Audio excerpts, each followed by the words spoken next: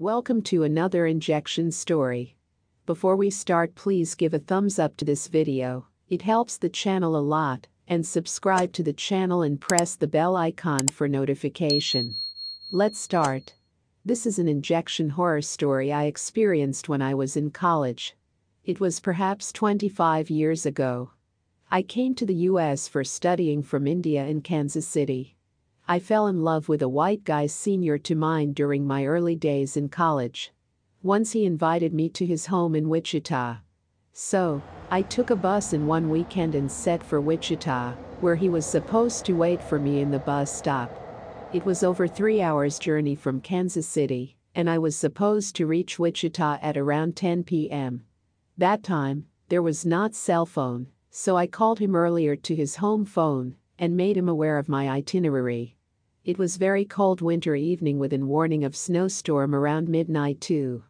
I should not have planned the trip, but I was excited to see him and thought that I would beat the snow. However, the bus was delayed by an hour. When we started, it was already dark and snow started to come down a little. With the flashing headlight, the bus was cutting through the snow. I kept my eyes into the dark outside the window.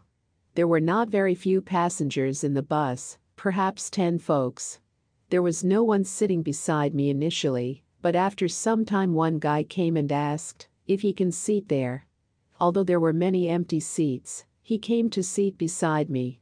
Out of courtesy, I said yes and gave him space to sit.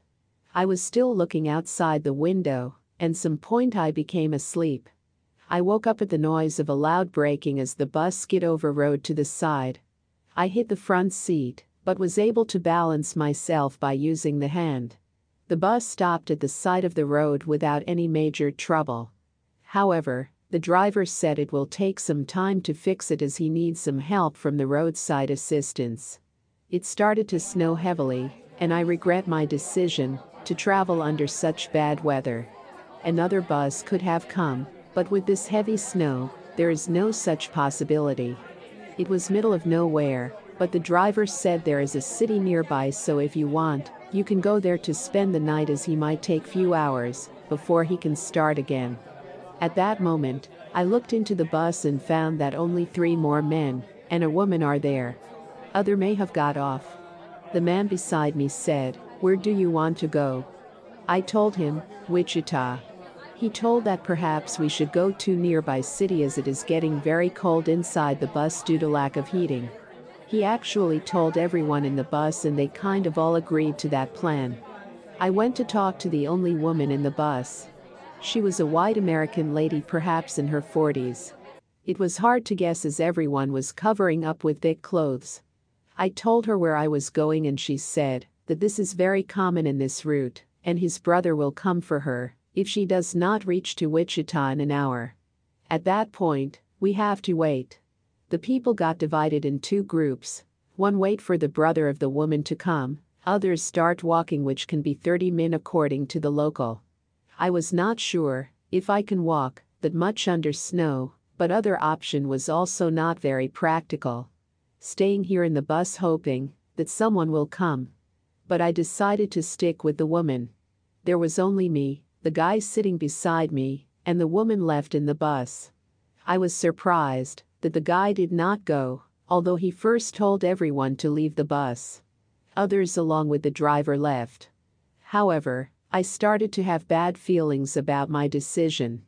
I did not like the look of the man. It seemed he was smiling at me. I looked at the woman, she was also showing a mischievous smile towards me. Then everything happened so fast that I could not react. The man suddenly grabbed me from the back as I was facing the woman. He held me around the arm with his 2 big hands. I was not able to move except I was throwing my feet. At that point, I heard a noise of vehicle, and another man hopped on the bus. He came and held my feet and they together lie me down on the floor of the bus. I could slightly see that the woman pulled out a syringe with loaded medicine from her bag and stepped towards me. While the other 2 men held me down, I felt the woman lowered my pant and exposed my butt fully. She then jabbed the needle in my butt with vigorous force and I screamed as loud as I can with the hope that those who left can hear me. I was feeling extreme burning from the injection and slowly started not to feel anything. I passed out.